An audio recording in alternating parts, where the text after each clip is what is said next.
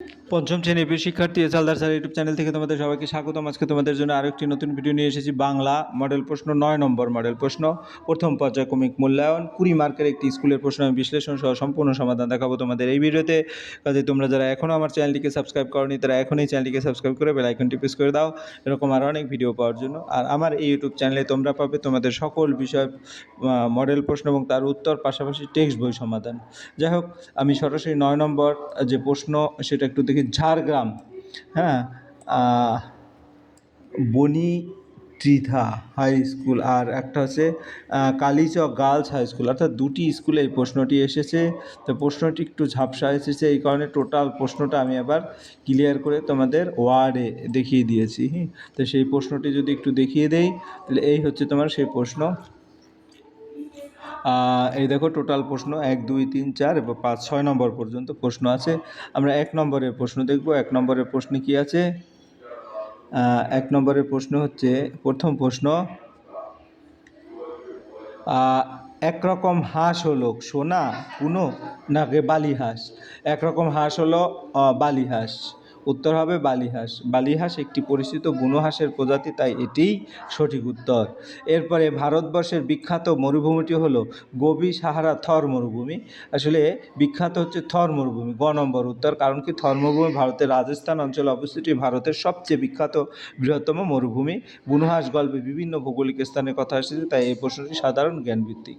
এরপরের প্রশ্ন, হিমালয় ছাড়া ভারতবর্ষের আরও একটি পর্বতের নাম কি? হিমালয় ছাড়া ভারতবর্ষের আরও একটি পর্বতের নাম আরাবল্লী। খ নম্বর, আরাবল্লী পর্বতমালা ভারতের একটি প্রাচীন পর্বতশ্রেণী যা রাজস্থান সহ কয়েকটি রাজ্যে বিস্তৃত। এটি হিমালয় ছাড়া ভারতের গুরুত্বপূর্ণ পর্বতমালার মধ্যে একটি।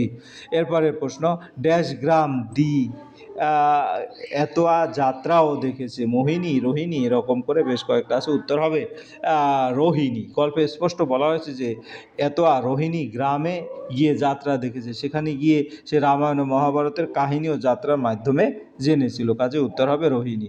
এরপর 5 নম্বরের প্রশ্ন, মিনার বলতে বোঝানো হয় সৌধ, রাস্তা না গির্জা? আমার উত্তর হবে সৌধ, ক নম্বর উত্তর। ঠিক আছে, মিনার মানে উঁচু স্তম্ভ বা সৌধ। এরপরের প্রশ্ন, গল্পপুরো 1-6 হচ্ছে যেটা, গল্পপুরো কখন হেঁটে যায়? আমরা যদি গল্পপুরোর গল্প দেখি, শীতের ভোরে, কবিতায় বলা হয়েছে শীতের ভোরে 17, অর্থাৎ গল্পপুরো শীতের ভোরবেলায় তাড়াতাড়ি হেঁটে যায়। এরপর পরের প্রশ্ন, কি কম পাওয়ায় বিমলার অভিমান হয়েছে? দুধ, ক্ষীর, মাখন? আসলে এখানে ক্ষীর। বিস্তারিত কবিতার শুরুতেই বিমলা অভিমান করে বলেছে, দাদাকে অতটা ক্ষীর, আমার বেলায় বুঝি ক্ষীর মাত্র নামি।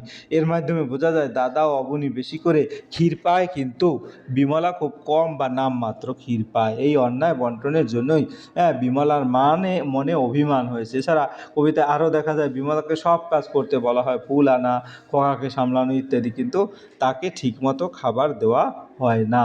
তাই কম ক্ষীর পাওয়ার কারণে বিমলার অভিমান হয়েছে এবং সে রাগ করে বলেছে, খাবো না তো আমি। পরের প্রশ্ন হচ্ছে, হাবু এবং তার দাদাদের পোষা পশু পাখির সংখ্যা কয়টি? 175টি। কীভাবে 175টি? আমরা যদি দেখি, হাবু এবং তার দাদাদের পোষা পাখির কবিতা অনুযায়ী বড়দা পোষেন 60টা বিড়াল, মেজদা পোষেন 8টা কুকুর, আর শেষদা পোষেন 10টি ছাগল। হাবুর নিজের 150টি পায়রা আছে, তাই মোট যোগ করলে 175টি হয়। এরপরে আমরা চলে যাব 2 নম্বরের প্রশ্ন, নির্দেশ অনুসারে উত্তর দাও। জোয়ানদের ঘাঁটি কোথায় ছিল? আমরা একটু ক্লিয়ার করে দেখি। সাঁওতালরা করলো হুল, হুল কি? এরকম করে গল্পগুলো কাদের তার গল্প শোনাবেন। আর রবীন্দ্রনাথ নিজেকে কোন চরিত্রের সঙ্গে তুলনা করেছেন এবং হাবুর বড়দা, মেজদা এবং শেষদা ঘরে কি কি পোষেন? আমরা একটা একটা করে উত্তর দেই। প্রথম উত্তর, জোয়ানদের ঘাঁটি কোথায় ছিল? জোয়ানদের ঘাঁটি ছিল লাদাখের একটি বরফে ঢাকা নির্জন জায়গায়।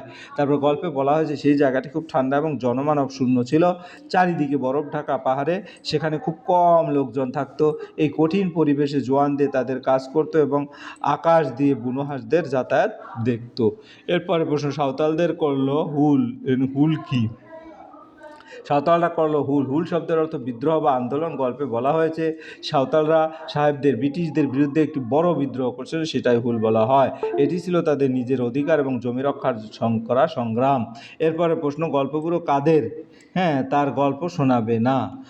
গল্পগুলো যারা তার ডাকে সাড়া দেবে না বা ঘুমিয়ে থাকবে তাদের গল্প শোনাবে না, কারণ কবিতায় সে বলছে যারা ভোরে উঠে আসবে না তাদের সে রূপকথা বলবে না এবং তাদের মূর্খতা ভাঙবে না, অর্থাৎ যারা আগ্রহ দেখাবে না তাদের সে গল্প শোনাতে চায় না। রবীন্দ্রনাথ নিজেকে কোন চরিত্রের সঙ্গে তুলনা করেছেন? আমি একটু ডিটেলসের ব্যাখ্যা দিলে তোমাদের মনে থাকবে। রবীন্দ্রনাথ ঠাকুর নিজেকে বাংলাদেশের শিশু লিভিংস্টনের সঙ্গে তুলনা করেছেন। বিস্তারিত ব্যাখ্যা বলতে গল্পে দেখা যায় ছাদের উপর ঘরে একটি লুকানো স্নানের জায়গায় কলের জলসহ তিনি নিজেই খুঁজে পান। এই নতুন জায়গা আবিষ্কার করার আনন্দ তার কাছে অনেক বড় মনের হয়। এই আবিষ্কারের আনন্দ বোঝাতে তিনি নিজের সঙ্গে তুলনা করছেন লিভিংস্টনের, যিনি ছিলেন একজন বিখ্যাত অভিযাত্রী।